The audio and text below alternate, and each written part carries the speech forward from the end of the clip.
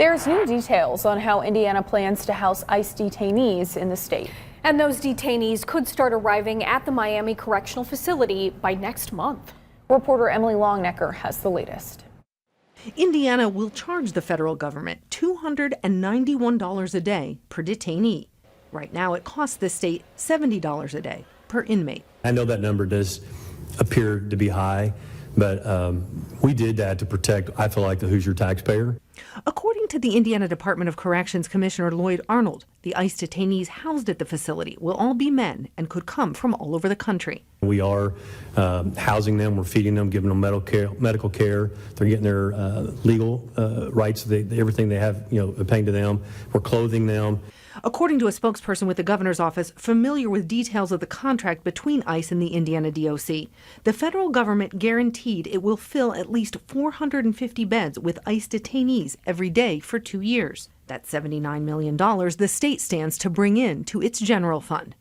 Should all 1,000 beds be filled with detainees every day for 2 years, that number would be much higher, at $213 million. The treatment is vital, and the reputation of the state of Indiana is at stake.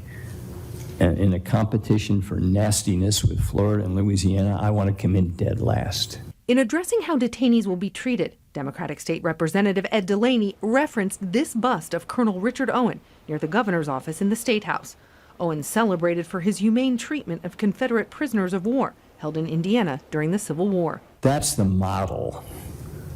I want Indiana known as the home of Colonel Owen, as the home of people who treat people decently.